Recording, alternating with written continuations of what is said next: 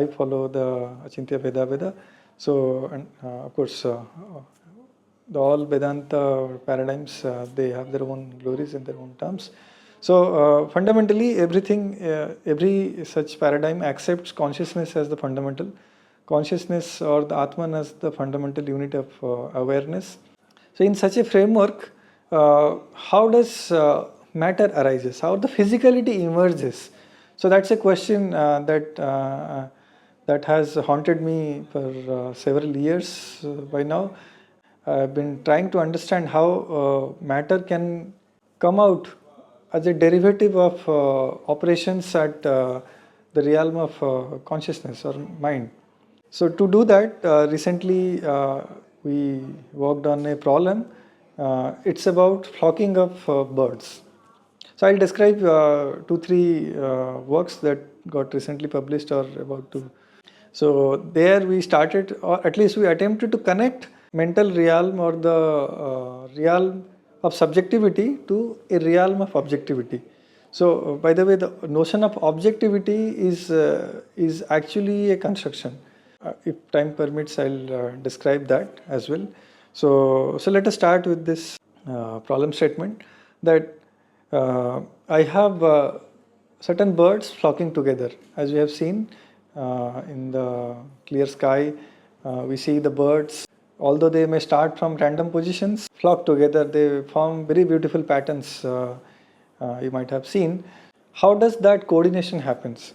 So the birds are very dumb creatures and they have very little rational cognitive faculties unlike us. So how do they coordinate? How does that happen? So we wanted to describe this. It has many other practical applications to multi-agent coordination problems and distributed intelligent systems. So like that. So how does that happen? So what we did that traditionally this problem has been studied using nonlinear dynamics, the classical frameworks. Classical framework means there one studies the momentum of the birds and every bird follows the neighbor's average momentum, and then the collective behavior appears. This is the famous Vicsek model. It goes back to some 3 decades or 4 decades maybe.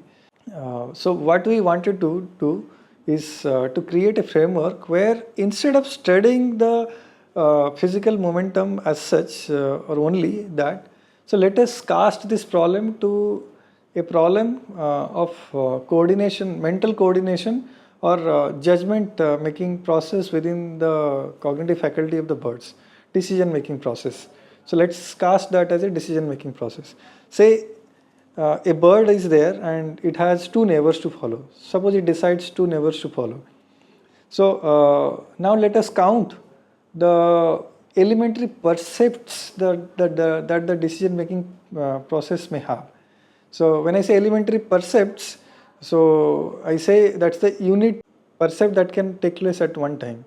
So interestingly, the Nyaya Vaisheshika system which considers mind as atomic. So it says that the Nyaya Sutras speak about that. The cognition, it can happen one at a time, one percept at a time.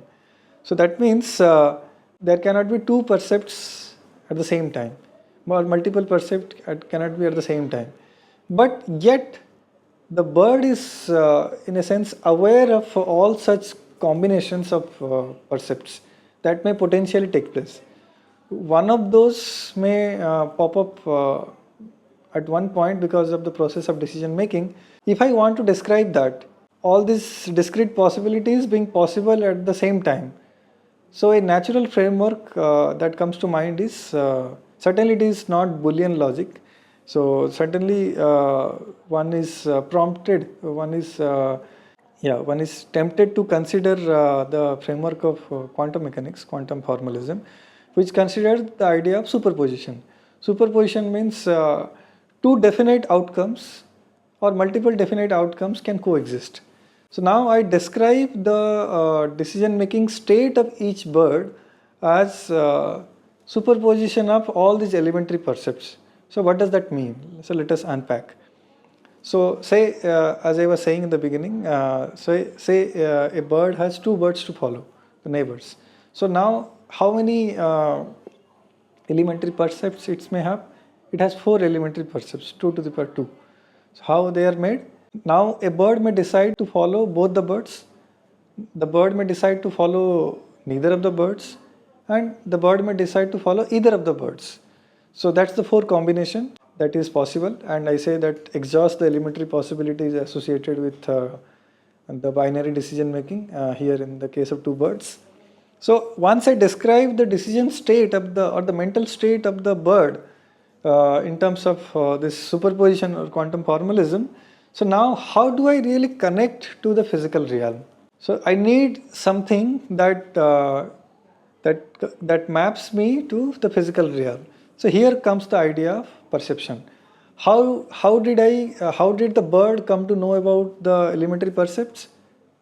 It's obvious, because of the perception. Here in the case, you can take visual perception by seeing around. Now I want to describe the perception. So since I am working in the realm of quantum formalism, so let me describe an operator for perception that encodes the perceptual decision making process of the bird. So once I do that successfully, so now how do I connect the perception, the mental state, and the physical world? I need one action. So the framework is like this. So I have the world out there, the physical world which I want to describe, and I have the mental realm, the conscious observer, if you want to say. Here of course I'm not talking about the pure consciousness at the level of mind, the decision making process or intellect. So at this level I had the input from the world as perception, and if I want to act back, I mean the bird wants to act back, so that's the action.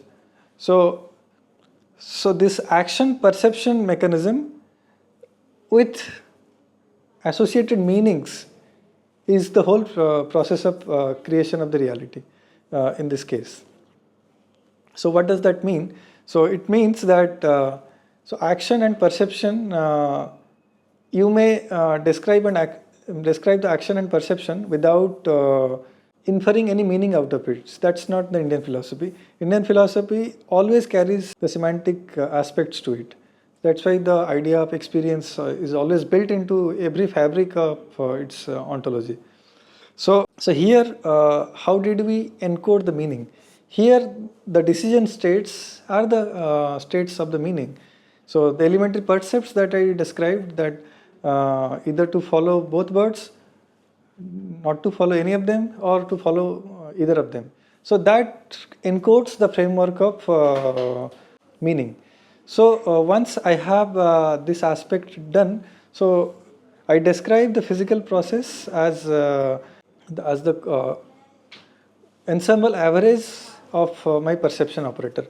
So, and in our recent work, so we could successfully demonstrate that the physical movement of the birds, the flocking, the wonderful patterns that we see in the sky, it can emerge from the operations of the mental realm. So this work is recently published in a Royal Society Proceedings A journal.